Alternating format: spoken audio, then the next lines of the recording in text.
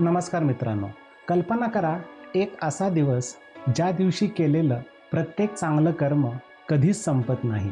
ना पुण्य कमी होतं, ना भाग्य घटतं. सर्व काही अक्षय होतं.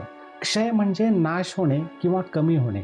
अक्षय म्हणजे ज्याचा कधीही नाश होत नाही किंवा जे कधी संपत नाही, जे सदैव टिकून राहतं. हा दिवस आहे म्हणजे अक्षय तृतीया. तुम्हाला जर अशा आध्यात्मिक, प्रेरणादायी आणि आपल्या संस्कृतीच्या गाभ्याला स्पर्श करणाऱ्या कथा ऐकायच्या असतील तर आजच आपल्या लोक आधार या चॅनलला सबस्क्राईब करा आणि बेल आयकॉन नक्की दाबा.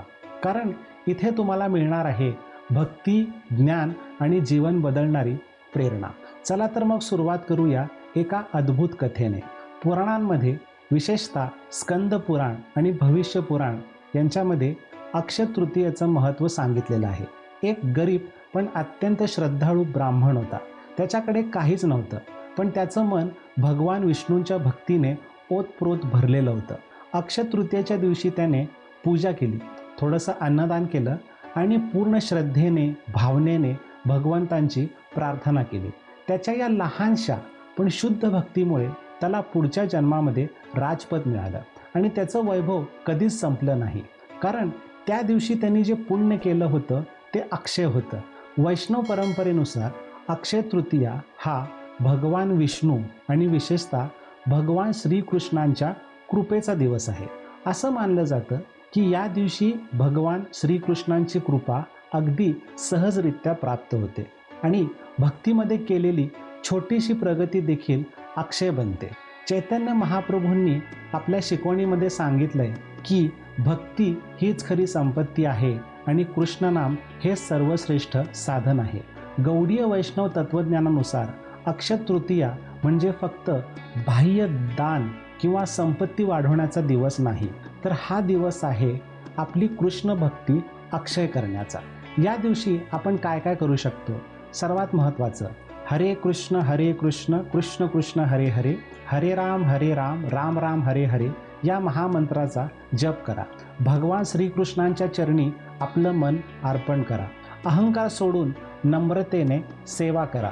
सत्संग आणि हरिकथा ऐका. गौडीय वैष्णव तत्त्वज्ञान सांगतं, संपत्ती ही फक्त पैसा अडका नसून प्रेमभक्ती हीच खरी संपत्ती आहे. या दिवशी केलेलं कर्म अनेक पटीने वाढतं. कोणताही शुभमुहूर्त पाहण्याची गरज नाही. दान, जप, तप सर्व काही अक्षय होतं आणि सर्वात महत्त्वाचं म्हणजे भक्तीचं बीज या दिवशी रुजवलं तर ते कधीच नष्ट होणार नाही. आता आपण पाहूया अक्षय तृतीया नक्की कशी साजरी करावी. सकाळी उठून स्वच्छ मनाने दिवसाची सुरुवात करा. भगवान श्रीकृष्णांची पूजा करा, तुळशी पूजन करा, हरे कृष्ण महामंत्राचा जप करा, गरजू लोकांना अन्नदान करा आणि शक्य तितक्या वेळ अक्षय तृतीयेच्या दिवशी भगवद्गीतेचं वाचन करण्याचा प्रयत्न करा.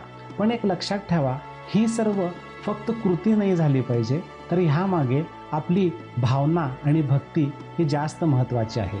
अक्षय तृतीया आपल्याला काय सांगते? पैसा संपतो पण भक्ती कधीच संपत नाही. बाह्य संपत्ती तर आहेच, पण आत्मिक संपत्ती जास्त महत्त्वाची आहे आणि भगवान श्रीकृष्णांशी आपलं भक्तिमय नातं जोडणं हेच खरं अक्षय धन आहे.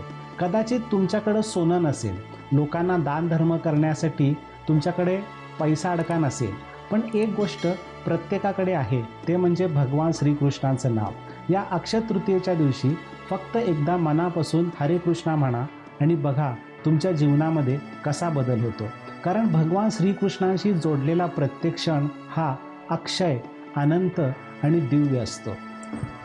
अक्षय तृतीया हा फक्त सण नाही, तर ती एक सुवर्ण संधी आहे. ती म्हणजे आपल्या कर्मांना अक्षय बनवण्याची आणि आपल्या भक्तीला दृढ करण्याची. भगवान श्रीकृष्णांशी असलेलं आपलं नातं अधिक घट्ट आणि बळकट करण्याची. या दिवशी केलेली खरी भक्ती तुमच्या आयुष्यात फक्त सुख समाधान नाही, तर परम शांती आणि दिव्य आनंद देखील घेऊन येईल. जर तुम्हाला अशा गूढ, आध्यात्मिक आणि प्रेरणादायी कथा आवडत असतील तर आजच लोक आधार या चॅनलला सबस्क्राईब करा आणि बेल आयकॉन दाबा. कारण इथे प्रत्येक व्हिडिओ तुम्हाला घेऊन जाईल भक्तीच्या, ज्ञानाच्या आणि भगवान श्रीकृष्णांच्या जवळ. धन्यवाद.